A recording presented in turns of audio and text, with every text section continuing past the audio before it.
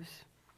Chaves, então, continuando um pouquinho mais nesse assunto que eu acho interessante para hoje em dia, como precisa, o ser humano, como ele precisa se modificar lentamente, porque não vamos, né, agredir ninguém nem violentar sentimentalmente, para que ele realmente mereça esse mundo melhor, esse planeta que já está se transformando, que é o planeta Terra. Jesus ele disse uma frase muito conhecida: eu sou o caminho, a verdade e a vida. Ele é o caminho, mas quem tem que seguir esse caminho somos nós. Ele não pode seguir esse caminho por nós. Então, e que caminho é esse que ele é? É o Evangelho. Se o indivíduo seguir bem o Evangelho, que é o mesmo Evangelho da doutrina espírita, o Evangelho segundo o Espiritismo, e aproveito até para dizer que muitos irmãos nossos, padres, eu estou dizendo padres, pessoas de alto nível de cultura, pastores, inclusive pastores formados em universidade, dizendo que o Evangelho segundo o Espiritismo não é o Evangelho de Jesus. É o Evangelho de Jesus, ipsis literis, ipsis verbis, é o mesmo Evangelho, com as mesmas letras, com os mesmos autores, Mateus, Lucas, Marcos, João, as cartas também de Paulo, de Tiago, de João.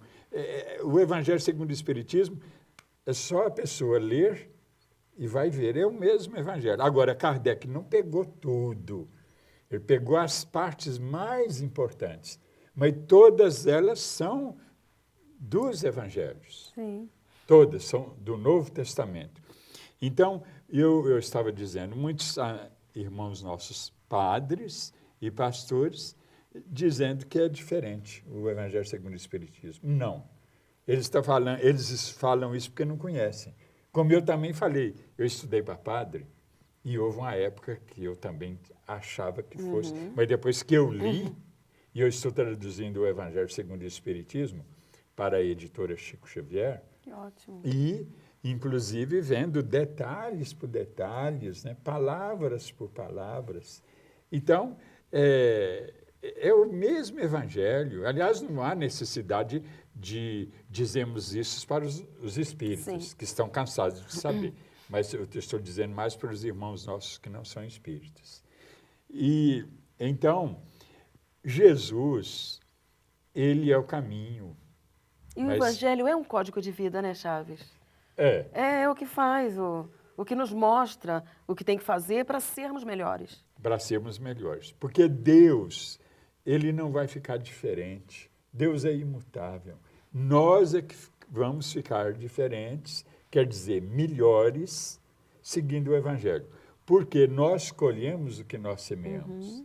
E essa imaginação negativa de que Deus vai se vingar, a palavra castigo em latim é castigare, verbo, castigare. E o que significa, então, na verdade? Castigo, que é da mesma raiz, significa purificar. Inclusive, a palavra castidade vem daí também. Castidade vem da mesma raiz de castigare. Significa purificar-se.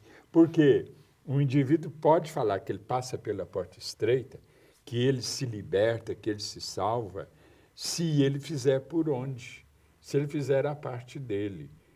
E outra, ele tem que colher o que ele semeou. Daí que Jesus falou, ninguém deixará de pagar tudo até o último ceitil, até o último centavo. Quer dizer, nós é que pagamos os nossos pecados. Porque é lei, né? Lei divina É a lei de causa e efeito, e que Jesus, aliás, não só ele, mas a Bíblia de um modo geral, e também todas as outras escrituras sagradas falam nessa lei de causa e efeito, que o Espiritismo destaca muito. Agora, só há um meio de nós não pagarmos, ou, eu diria, uma outra maneira de nós pagarmos, sem ser a colheita do sofrimento e da dor. Qual que é? Boas ações. É o que São Pedro fala, uma boa ação encobre uma multidão de pecados. Então, fazendo boas ações, nós vamos anulando os as nossos pecados. Muito bom. Sem boas ações, nós vamos ter que passar pela colheita do sofrimento e da dor, porque ninguém, repito, deixará de pagar tudo até o último centavo.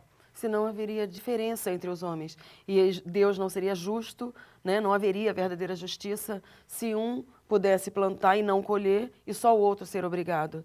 Então depende de cada um mesmo o esforço para a mudança, para a melhoria, não é, Chaves? Sim.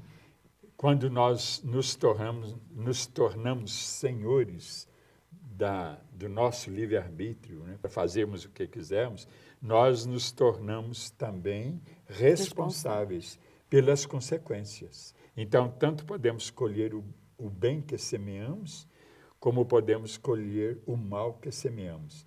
E aí eu vou falar uma frase aqui rápida, porque não vai dar para explicar agora. Não é bem o sangue de Jesus que nos paga. Primeiramente porque sangue derramado de Jesus foi talvez o maior pecado que já houve na face da terra. Sim. E pecado não anula outros pecados, Sim. ainda mais os pecados de toda a humanidade. Com certeza. Bem lembrado, né, esse dizer aí, essa passagem, porque aí entra às vezes a interpretação ao pé da letra, quando muita gente está estudando a Bíblia, né, e fala, não, peraí, o sangue... E não é, o sangue não só é bem traz... o sangue. Jesus é o salvador do mundo, e não de meia dúzia. Sim, é do mundo. do mundo. Mas com o quê? Com o Evangelho, a Sim, boa com as nova que ele atitudes. trouxe do Pai. Sim, não com só a interpretação e nem só a teoria, né, Chaves? Fica na teoria muita coisa hoje em dia, enquanto que nós precisamos ir com mãos à obra, porque senão nada resolve. Não adianta ficarmos também só estudando e não colocarmos em prática aquilo que estamos aprendendo. Aquele que ouvir, disse Jesus, aquele que ouvir minhas palavras e as colocar em prática é como aquele que constrói sua casa na rocha. Vêm os vendavais e ela fica firme. Agora, aquele que ouve minhas palavras, mas não as põe em prática, é como aquele que constrói sua casa na areia. Vêm os vendavais e a levam. É sempre muito bom estar com Chaves, né? Chaves, suas considerações finais para o programa de hoje?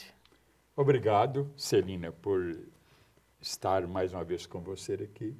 E obrigado também aos nossos telespectadores.